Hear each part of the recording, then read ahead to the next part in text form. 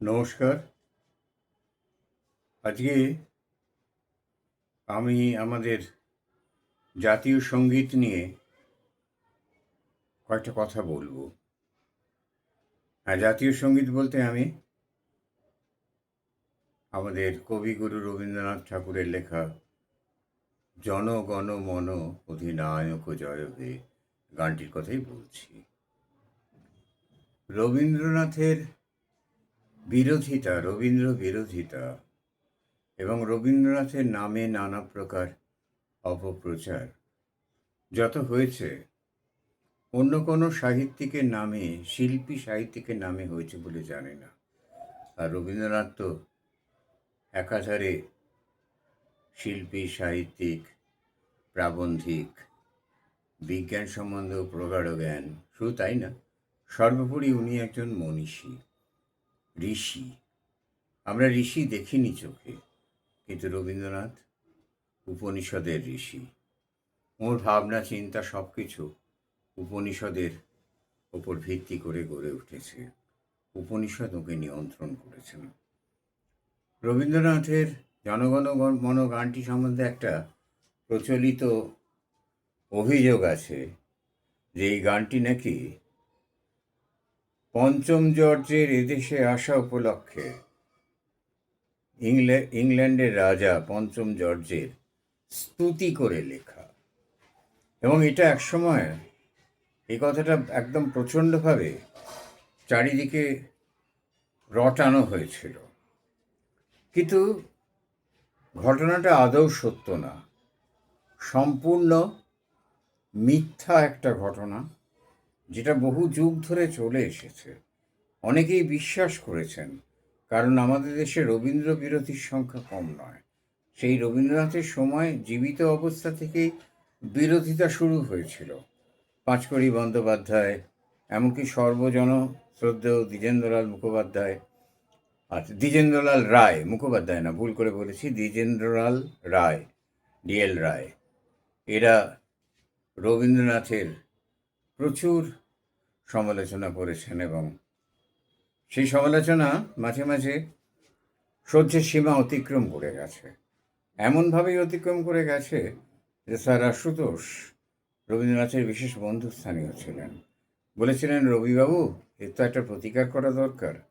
নির্লিপ্ত রবীন্দ্রনাথ উত্তর দেন, আশুবাবু, এটা পাঁচকড়ি বাবুর সঙ্গে সম্বন্ধে, আশুবাবু, জন্ম মুহূর্তে স্বয়ং যার পিতা যাহার মূল্য 5 কড়ির অধিক ধার্য করেন নাই, তাহাকে কিছু বলিবার প্রয়োজন নাই। রবীন্দ্রনাথ কোনো প্রতিবাদ করেননি। যাই হোক, জনগণ মনর কিন্তু প্রতিবাদ রবীন্দ্রনাথ করেছিলেন লিখিতভাবে। এই গানটা রবীন্দ্রনাথ লিখেছিলেন 1911 সালে ডিসেম্বর মাসে। এই গানটি লেখা হয়। এই গানটি রাজা পঞ্চম জর্জের স্তুতিতে লেখা। এই অভিযোগ সম্পূর্ণ ভিত্তিহীন। রবীন্দ্রনাথ নিজে এই অপপ্রচারের তীব্র প্রতিবাদ করেন। 1937 এবং 1939 সালে যথাক্রমে পুলিন বিহারী সেন আর সুধারানী দেবীকে লেখা চিঠিতে স্পষ্ট জানান যে ভারত ভাগ্য বিধাতা মানুষের নিয়তির পরিচালক, তিনি কোনো মরণশীল ব্রিটিশ সম্রাট হতে পারেন না। এই গানটি কিন্তু তখনকার দিনে পত্রপত্রিকায় প্রবন্ধও লেখা হয়েছিল, রবীন্দ্র বিরোধী প্রবন্ধ অবশ্যই। এই গানটি 1911 সালে প্রথমে তত্ত্ববোধিনী পত্রিকায় প্রকাশিত হয়। তত্ত্ববোধিনীতে এই গানটা প্রথমে প্রকাশিত হয়, আর তারপর 1950 সালের 24শে জানুয়ারি এর প্রথম স্তবকটি ভারতের জাতীয় সঙ্গীত হিসেবে গৃহীত হয় 1950 সালে। আর এখানে রবীন্দ্রনাথ একটা পঞ্চম স্তবকে যে দুটি লাইন আছে, সেই দুটো লাইন পড়লেও উন্মাদেও বলবে না এটা পঞ্চম জর্জের উদ্দেশ্যে লেখা।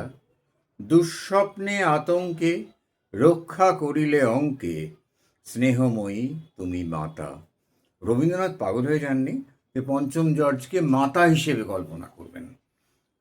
1911 সালের কলকাতায় আয়োজিত ভারতীয় জাতীয় কংগ্রেসের ২৬তম বার্ষিক অধিবেশনে গানটি প্রথম গাওয়া হয় সমবেত কণ্ঠে, এবং রবীন্দ্রনাথ, যাকে দীনেন্দ্রনাথ ঠাকুর, দীনু ঠাকুর, যাকে বলতেন আমার সকল গানের ভাণ্ডারী, সেই দীনু ঠাকুরের পরিচালনায় ডক্টর নীলরতন সরকারের হ্যারিসন রোডের বাড়িতে এই গানটির মহড়া চলেছিল, এবং সমবেত কণ্ঠে গানটি মঞ্চের ওপরে কংগ্রেসের অধিবেশনে গাওয়া হয়।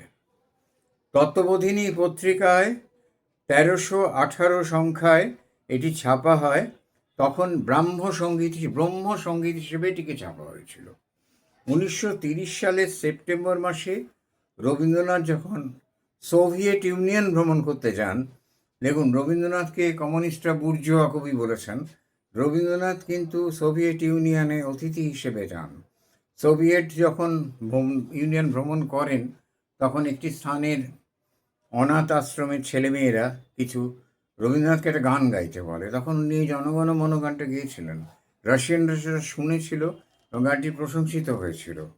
আবার বলি, ওনাকে বুর্জোয়া কবির বদনাম দেওয়া হয়েছিল, কমিউনিস্টরাই দিয়েছিলেন, রাশিয়া যাদের পিতৃভূমি।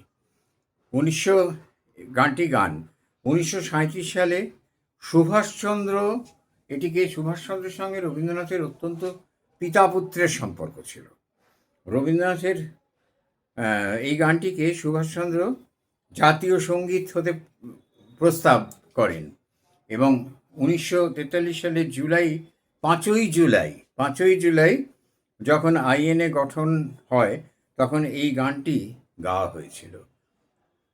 আচ্ছা, রাজার আনুগত্য প্রকাশ করে, আর কিন্তু এই রটনাটা হলো কেন না, হলো এই জন্যে, রাজার আনুগত্য প্রকাশ করে হিন্দিতে রামভূত চৌধুরীর একটি গান গাওয়া হয়েছিল, এবং সেই দিনই কাকতালীয়ভাবে একই আসরে এই গানটিও গাওয়া হয়েছিল।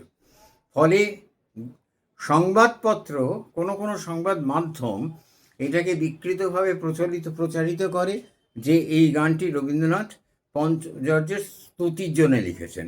ব্রিটিশ সরকারের কিছু বশংবদ ভারতীয় অফিসার কর্মচারী সেটিতে মদত দেন, আর বলাই বাহুল্য কোনো রাজনৈতিক দলও এটাতে সায় দেয় বিষয়টাতে।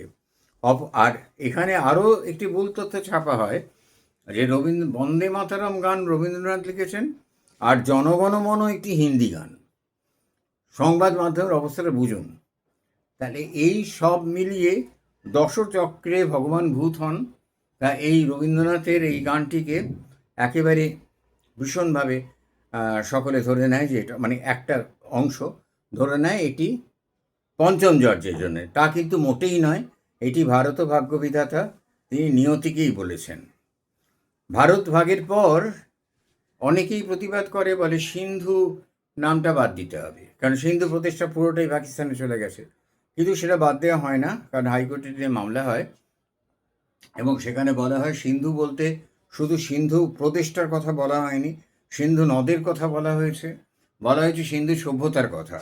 সেগুলো তো এখন এখানে আছে, সুতরাং সেগুলো এটা বাদ দেওয়ার কোনো মানে হয় না।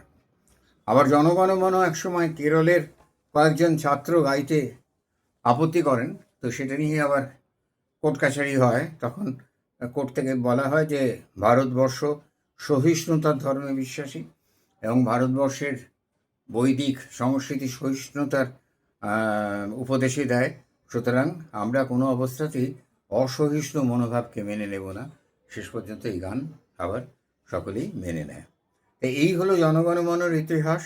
জনগণমন অধিনায়ক জয় হয়ে এই গানটি ভারতের জাতীয় সঙ্গীত। রবীন্দ্রনাথের নামে এই অপপ্রচারটা হয়েছিল, অপপ্রচারের সঙ্গী হয়েছিলেন বহু মানুষ। রবীন্দ্রনাথের ওপরে একটা ঈর্ষার দৃষ্টি অনেকেরই ছিল, অনেকেই রবীন্দ্রনাথকে ভুল বুঝেছেন। এমনকি কল্লোল যুগের লেখকেরাও রবীন্দ্র যুগকে অবহেলা, মানে অস্বীকার করার চেষ্টা করেছেন, কিন্তু তাদেরটা অনেক ক্ষেত্রেই সেটা কল্লোলের যুগের সাহিত্যিকদের পক্ষে সুস্থ একটা বিষয় ছিল। সে যাই হোক, তো সব মিলিয়ে রবীন্দ্রনাথের এই গানটি আদৌ পঞ্চম জর্জের স্তুতিতে নয়, এটি ভারত মাতার বন্দনা করে লেখা। নমস্কার।